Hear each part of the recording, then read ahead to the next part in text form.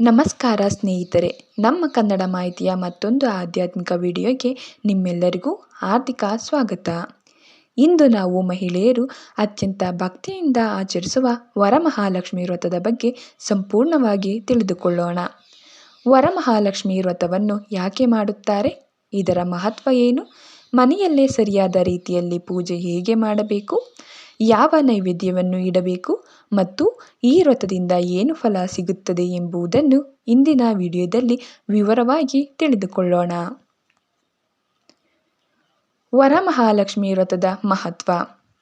ಶ್ರಾವಣ ಮಾಸದಲ್ಲಿ ಬರುವ ಶುಕ್ರವಾರಗಳಲ್ಲಿ ಆಚರಿಸುವ ಈ ವ್ರತವನ್ನು ಅತ್ಯಂತ ಶುಭಕರವೆಂದು ಪರಿಗಣಿಸಲಾಗಿದೆ. ವರ ಎಂದರೆ ಆಶೀರ್ವಾದ ಅಥವಾ ವರಪ್ರದಾಯಕಿ. ಮಹಾಲಕ್ಷ್ಮಿ ಎಂದರೆ ಸಂಪತ್ತು, ಐಶ್ವರ್ಯ, ಧಾನ್ಯ, ಸಂತಾನ, ಧೈರ್ಯ ಮತ್ತು ಶುಭವನ್ನು ನೀಡುವ ದೇವಿ.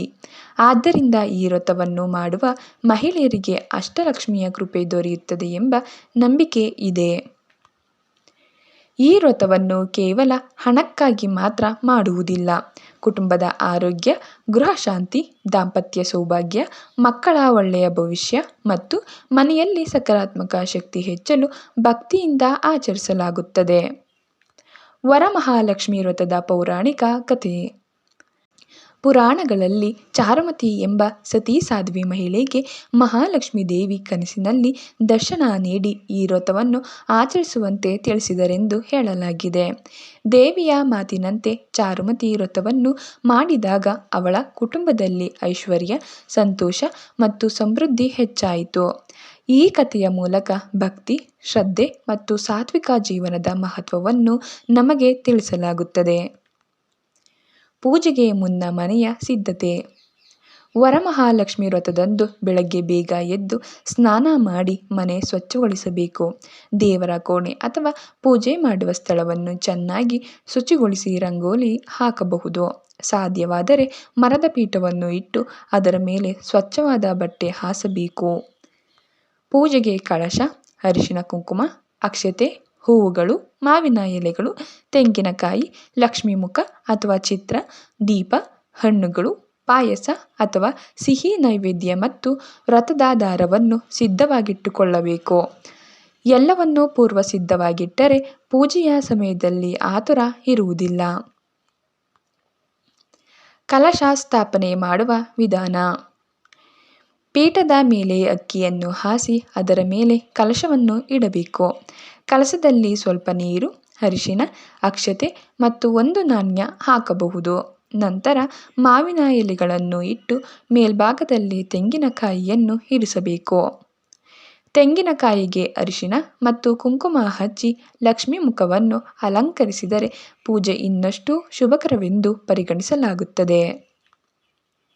ಈ ಕಲಶವನ್ನು ಮಹಾಲಕ್ಷ್ಮಿ ದೇವಿಯ ಸಾನ್ನಿಧ್ಯವೆಂದು ಭಾವಿಸಿ ಭಕ್ತಿಯಿಂದ ಪೂಜಿಸಬೇಕು. ಪೂಜೆ ಆರಂಭಿಸುವ ಸರಿಯಾದ ವಿಧಾನ. ಮೊದಲು ಗಣೇಶನನ್ನು ಸ್ಮರಿಸಿ ದೀಪ ಹಚ್ಚಬೇಕು. ನಂತರ ಮಹಾಲಕ್ಷ್ಮಿ ದೇವಿಯನ್ನು ಧ್ಯಾನಿಸಿ ಓಂ ಶ್ರೀಂ ಮಹಾಲಕ್ಷ್ಮಿಯೇ ನಮಃ ಎಂಬ ಮಂತ್ರವನ್ನು 11 ಬಾರಿ ಅಥವಾ 21 ಬಾರಿ ಜಪಿಸಬಹುದು. ನಂತರ ದೇವಿಗೆ ಅರಿಶಿನ, ಕುಂಕುಮ, ಅಕ್ಷತೆ ಮತ್ತು ಹೂವುಗಳನ್ನು ಅರ್ಪಿಸಬೇಕು. ಪೂಜೆಯ ಸಮಯದಲ್ಲಿ ಮನಸ್ಸು ಶಾಂತವಾಗಿರಬೇಕು. ಭಕ್ತಿ ಮುಖ್ಯ, ಆರ್ಭಟ ಮುಖ್ಯವಲ್ಲ. ಅಷ್ಟಲಕ್ಷ್ಮಿಯ ಸ್ಮರಣೆ. ವರಮಹಾಲಕ್ಷ್ಮಿ ಪೂಜೆಯಲ್ಲಿ ಅಷ್ಟಲಕ್ಷ್ಮಿಯನ್ನು ಸ್ಮರಿಸುವ ಸಂಪ್ರದಾಯ ಇದೆ. ಆದಿಲಕ್ಷ್ಮಿ, ಧನಲಕ್ಷ್ಮಿ, ಧಾನ್ಯಲಕ್ಷ್ಮಿ, ಗಜಲಕ್ಷ್ಮಿ, ಸಂತಾನಲಕ್ಷ್ಮಿ, ಧೈರ್ಯಲಕ್ಷ್ಮಿ, ವಿಜಯಲಕ್ಷ್ಮಿ ಮತ್ತು ವಿದ್ಯಾಲಕ್ಷ್ಮಿ ಇವು ಜೀವನದ ವಿಭಿನ್ನ ರೀತಿಯ ಸಮೃದ್ಧಿಯನ್ನು ಸೂಚಿಸುತ್ತವೆ. ಕೇವಲ ಹಣವಲ್ಲ, ಜ್ಞಾನ, ಧೈರ್ಯ, ಆರೋಗ್ಯ ಮತ್ತು ಕುಟುಂಬ ಸಂತೋಷವು ಲಕ್ಷ್ಮೀ ಕೃಪೆಯ ಭಾಗವೇ ಆಗಿದೆ. ನೈವೇದ್ಯದ ಮಹತ್ವ. ಮನೆಯಲ್ಲೇ ಸಾತ್ವಿಕವಾಗಿ ತಯಾರಿಸಿದ ಆಹಾರವನ್ನು ನೈವೇದ್ಯವಾಗಿ ಇಡಬಹುದು. ಪಾಯಸ, ಶಾವಿಗೆ ಪಾಯಸ, ಕೊಬ್ಬರಿ ಮಿಠಾಯಿ, ಲಡ್ಡುಗಳು, ಹಣ್ಣುಗಳು, ಬೆಲ್ಲ, ತುಪ್ಪ ಇವುಗಳನ್ನು ಸಾಮಾನ್ಯವಾಗಿ ಅರ್ಪಿಸುತ್ತಾರೆ. ನೈವೇದ್ಯವನ್ನು ಇಡುವಾಗ ದೇವಿಗೆ ಕೃತಜ್ಞತೆಯಿಂದ ಸಮರ್ಪಿಸಬೇಕು. ನೀವು ಕೊಟ್ಟದ್ದನ್ನೇ ನಿಮಗೆ ಅರ್ಪಿಸುತ್ತಿದ್ದೇವೆ ಎಂಬ ಭಾವನೆ ಅತ್ಯಂತ ಮುಖ್ಯ. ವ್ರತದ ದಾರದ ಮಹತ್ವ. ಪೂಜೆಯ ನಂತರ ವ್ರತದ ದಾರವನ್ನು ಮಹಿಳೆಯರು ಕೈಗೆ ಕಟ್ಟಿಕೊಳ್ಳುತ್ತಾರೆ. ಇದು ಲಕ್ಷ್ಮೀ ಕೃಪೆ ಮತ್ತು ರಕ್ಷಣೆಯ ಪ್ರತೀಕವೆಂದು ನಂಬಲಾಗುತ್ತದೆ. ದಾರ ಕಟ್ಟಿಕೊಳ್ಳುವಾಗ ದೇವಿಯ ಆಶೀರ್ವಾದವನ್ನು ಮನಸ್ಸಿನಲ್ಲಿ ಸ್ಮರಿಸಬೇಕು. ಇದು ಭಕ್ತಿ ಮತ್ತು ಸಂಕಲ್ಪದ ಚಿಹ್ನೆಯಾಗಿದೆ. ಮಹಿಳೆಯರು ಯಾಕೆ ವಿಶೇಷವಾಗಿ ಆಚರಿಸುತ್ತಾರೆ? ಈ ವ್ರತವನ್ನು ವಿವಾಹಿತ ಮಹಿಳೆಯರು ಹೆಚ್ಚು ಆಚರಿಸುತ್ತಾರೆ. ಗಂಡನ ಆರೋಗ್ಯ, ದೀರ್ಘಾಯುಷ್ಯ, ಕುಟುಂಬದ ಐಕ್ಯತೆ ಮತ್ತು ಮನೆಗೆ ಐಶ್ವರ್ಯ ಬರಲೆಂದು ಪ್ರಾರ್ಥಿಸುತ್ತಾರೆ. ಆದರೆ ಅವಿವಾಹಿತ ಮಹಿಳೆಯರು ಉತ್ತಮ ಭವಿಷ್ಯ ಮತ್ತು ಜೀವನದ ಶುಭಕ್ಕಾಗಿ ಈ ಪೂಜೆಯನ್ನು ಭಕ್ತಿಯಿಂದ ಮಾಡಬಹುದು. ದೇವಿಯ ಕೃಪೆಗೆ ಎಲ್ಲರೂ ಸಮಾನರು.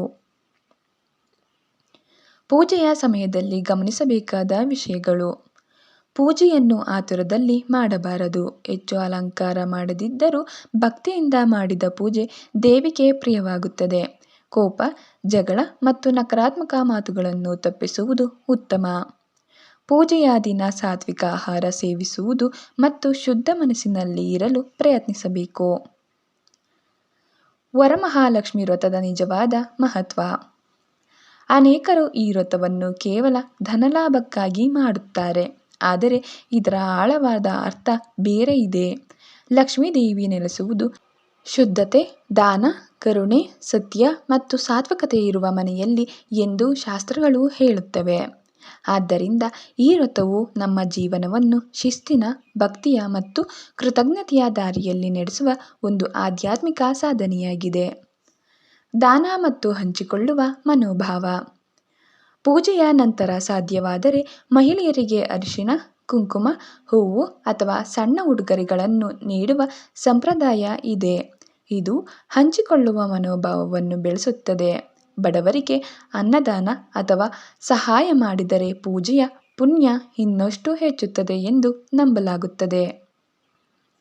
ಇಂದಿನ ಕಾಲದಲ್ಲಿ ಈ ವ್ರತದ ಅಗತ್ಯತೆ: ಇಂದಿನ ವೇಗದ ಜೀವನದಲ್ಲಿ ಮನಃಶಾಂತಿ ಕಡಿಮೆಯಾಗುತ್ತಿದೆ. ಕುಟುಂಬ ಸದಸ್ಯರು ಒಟ್ಟಿಗೆ ಕುಳಿತು ಪ್ರಾರ್ಥನೆ ಮಾಡುವ ಸಂದರ್ಭಗಳು ಕಡಿಮೆಯಾಗಿವೆ. ವರಮಹಾಲಕ್ಷ್ಮಿ ವ್ರತವು ಕುಟುಂಬವನ್ನು ಒಂದಾಗಿ ಸೇರಿಸುವ, ಕೃತಜ್ಞತೆಯನ್ನು ಕಲಿಸುವ ಮತ್ತು ದೇವರ ಸ್ಮರಣೆಯಲ್ಲಿ ಕೆಲ ಕ್ಷಣ ಕಳೆಯುವ ಒಂದು ಸುಂದರ ಅವಕಾಶವಾಗಿದೆ. ಕೊನೆಯದಾಗಿ ಹೇಳುವುದಾದರೆ, ಹೀಗಾಗಿ ಸ್ನೇಹಿತರೆ, ವರಮಹಾಲಕ್ಷ್ಮಿ ವ್ರತವು ಕೇವಲ ಒಂದು ಆಚರಣೆಯಲ್ಲ, ಅದು ಭಕ್ತಿ, ಶುದ್ಧತೆ, ಕೃತಜ್ಞತೆ ಮತ್ತು ಕುಟುಂಬ ಸೌಭಾಗ್ಯದ ಸಂಕೇತವಾಗಿದೆ. ಸರಳವಾಗಿ ಮಾಡಿದರೂ ಶ್ರದ್ಧೆಯಿಂದ ಮಾಡಿದ ಪೂಜೆ ಅತ್ಯಂತ ಫಲಪ್ರದವೆಂದು ಪರಿಗಣಿಸಲಾಗಿದೆ. ಮಹಾಲಕ್ಷ್ಮೀ ದೇವಿಯ ಕೃಪೆಯಿಂದ ನಿಮ್ಮ ಮನೆಗೆ ಆರೋಗ್ಯ, ಐಶ್ವರ್ಯ, ಶಾಂತಿ ಮತ್ತು ಸಂತೋಷ ತುಂಬಿರಲಿ ಎಂದು ಹಾರೈಸುತ್ತೇನೆ. ನಿಮಗೆ ಈ ಮಾಹಿತಿ ಉಪಯುಕ್ತವಾಗಿದ್ದರೆ ವಿಡಿಯೋಗೆ ಒಂದು ಲೈಕ್ ಮಾಡಿ, ನಮ್ಮ ಕನ್ನಡ ಇನ್ಫಾರ್ಮೇಷನ್ 111 ಚಾನಲನ್ನು ಸಬ್ಸ್ಕ್ರೈಬ್ ಮಾಡಿ ಮತ್ತು ಬೆಲ್ ಐಕನ್ ಅನ್ನು ಒತ್ತುವುದನ್ನು ಮರೆಯಬೇಡಿ. ಕೊನೆಯಲ್ಲಿ ಕಮೆಂಟ್ನಲ್ಲಿ ಶ್ರೀ ಮಹಾಲಕ್ಷ್ಮಿ ಕಟಾಕ್ಷ ಇರಲಿ ಎಂದು ಬರೆಯಿರಿ. ಧನ್ಯವಾದಗಳು.